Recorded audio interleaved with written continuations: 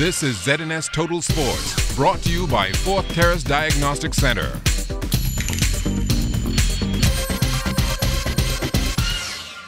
Welcome to sports, everybody. There are just hours left now before the start of the IAAF BTC World Relays Bahamas 2015, and earlier today, our Charles Fisher was able to slow down the world's fastest man.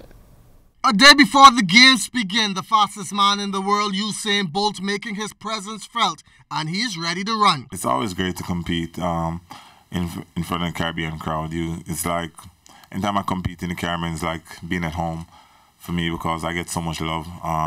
Even when I go across the world, see all the Caribbean people, they always give me love and tell me thanks and continue doing great. So for me, it's going to be wonderful competing here. I know the crowd is going to be crazy. I know it's going to be great, so I'm definitely looking forward to it. He missed out on last year's inaugural event. Bahamians don't miss out on this one. He'll run both 4x1 and 4x2. I'm going out there. I'm going to always do my best. I know the team is ready to go. And Jamaicans, we always try to go do our best and always try to go for the record. So I'm sure these guys are going to come ready. I'm going to be ready to go, so I'm definitely looking forward to seeing what's going to happen. But can't predict times, it's track and field, so we'll see what happens. Also here is the America's darling, Allyson Felix. Relay brings out the best in her. Track is an individual sport and we spend so much time focusing by ourselves, and so for me it's just always so much fun to be able to be a part of a team and, you know, come with my teammates and just have fun. You know, it's not a lot of pressure. You just get to really come together and have one goal, so I love it. Great Britain has run some fast times so far. They are not to be counted out in the 4x1, says Roger Kilty. Last year we ran sub 38 twice, and I think that if we can run that sort of time again, we can definitely push for a medal. Obviously the Jamaicans and the Americans have got really strong teams, and we've got a few guys missing, but we're still pretty confident that we can go out there and get a medal. For ZNS Total Sports, I'm Charles Fisher. All right, thanks a lot, Charles. Now, one of the marquee events Bahamian fans will be looking forward to at this year's World Relays is the men's 4x4, and the Bahamas will look to upgrade from last year's silver medal as they go back up against the defending champs from the USA. Lightning don't strike twice in the same place. No, on a serious note, we have all our quarter milers here. We have, like you said, we have the younger ones, like Stephen Gardner, who ran 45-24 this year, and we also have Alonzo Russell, who's performed well. So when you put Chris Brown and Ramon Miller and Michael Match in the mix, that's the winning team. So truthfully, I'm looking for us to win the men's 4x4. I can't see no doubt we won't win it. Last year we had the comfortable lead, but we wanted to win the 4x4, but unfortunately Ramon broke his foot. Now he's back healthy, so we can win. Last year we lost to the U.S. and we're looking forward to defending that at home. So we're definitely looking to come and defend our title at home. The Bahamian public was amazed by what they saw, and the event went off a success. And you know, we just hope that we could be able to host more championships events in the country. We ain't playing no games. It's just the World Championship year, so we want to put some teams together so they can have the chemistry going into the World Championship. So to come here and have a strong team and a competitive field is great. So we're loading up. I think a lot of teams brought their A game this year. Now, after being shut out last year, our ladies hope to make it onto the medal podium this year. They will have 3 opportunities in the 4x1, the 4x2, and the 4x4. Olympic Games, World Championship is always important. I mean, even down to the Pan American Games, doesn't matter what it is, you get a chance to represent your country.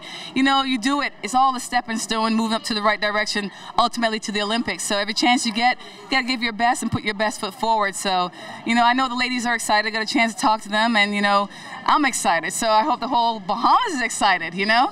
Now you get a chance to run to the sounds of the goatskin drums and cowbell, something you haven't heard in a long time. Actually, since 2001. I heard it in Edmonton, and we know what happened in Edmonton. So there's so many mixed emotions here for me, and of course the country and other athletes. And you know, we're just excited. You know, ask our fans and the Bahamian crowd to come out and, support everybody, cheer everyone on, and, just for the athletes, just go out there and do their best. Have fun, but we have home crowd advantage. Can we possibly see a new national record being set? You know what? That's the goal, of course. At the end of the day, let's see what happens. I think that's one of the things we've kept in mind, and exchanges, all about the exchanges. Last year I wasn't given the opportunity to compete, but this year I'm really excited for it. I sat in the crowd and I watched everything. The atmosphere was crazy. So, I'm expecting a lot more this year. It's great to be back home for a second edition of these relays. I had such a great time last year, and I think we did a fantastic job, and let's see what we can do this time around. I didn't put the age on it, but the senior member running with these young kids. I'm very happy with that title. It shows longevity, but I'm also happy because I see a lot of younger kids going. We've got some juniors on our 4x4 team, which excites me because it shows the growth for not only the 400 meters for women in the Bahamas, but our relay team is going to develop over the years. How do you look to perform in the 4x4? Well, I'm hoping for good things. We're obviously striving out there to run our best for the Team Bahamas and ourselves, but we know it's a developmental process, and so we're going to keep, trying at it and working hard. Now, we've already heard from Jamaica and the Bahamas. Also looking to make an impact for the Caribbean at this year's World Relays will be Trinidad and Tobago. Good to be back. Always have fun in Bahamas. Beautiful place, beautiful country, beautiful people. And last year the meet was a huge success, so glad to be back and ready to do my thing again. What stood out for you from last year? Well, there were a lot of things that I thought was good, but in particular with Trinidad and Tobago, the fact that we had 3 different teams medal in the sprint relays was a big thing for our country. And, the women, I said in particular, wasn't really having a lot of success over the years, and last year they were able to pull it together and win a medal with the 4x1, so that was huge for TNT, and hopefully we keep it going this year too. Now, IAAF ambassador and broadcaster Otto Bolton is back in town again for this year's World Relays, and he says there may be a few surprises. I think it's going to be a little different from last year because the USA and the Caribbean sort of dominated last year's proceedings. What I've seen thus far in 2015 from Japan, who ran the USA to the wire at the Texas Relays, a team that was anchored by Justin Gatlin. I think Japan is a team to definitely look for. And then you look at the UK and the success that they've had in the last couple of years. They're getting the baton all the way around the track these days. That's always good. So both their men and their women have been, the women have been setting national records as of late. So I think that the Europeans are going to play a much bigger role in this year's World Relays proceedings. The IAAF World Relays will not be the only sporting event going on here in the capital over the weekend. The King Eric Gibson Golf Tournament will take place on Sunday at the Lyford Key Course. Tee time is 12 noon, and interested persons can still register at Bahama Grill. We're using the format of scramble, a 2-man scramble, 2-person scramble, and scramble is always a fun game because you're able to use a high handicapper with a low handicapper, where they'll be required to each use a minimum of 6 tee shots, which will create a bit more competition. So you may have a high handicapper who can't really tee off that well, which means that it sort of evens out itself once they have to use 6 of each player drive. Proceeds will be going, part proceeds in aid of Bahamas Golf Federation, who they're also assisting with the organizing of this tournament.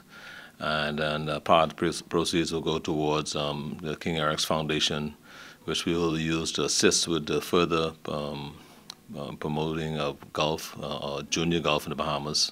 And the foundation also will be used to assist persons with who are involved in sloop sailing and regattas throughout the Bahamas. And so we tried to focus as much as we could on supporting those things that were important to him while he was around, and where he made a significant contribution.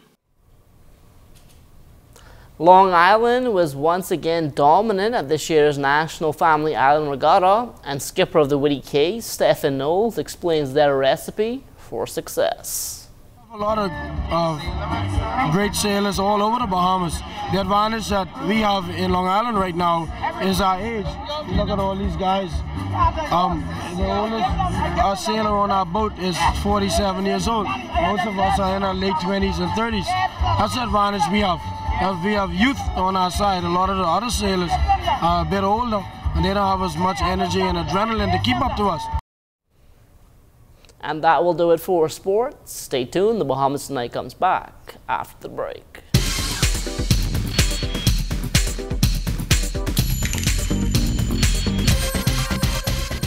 This is ZNS Total Sports, brought to you by 4th Terrace Diagnostic Center.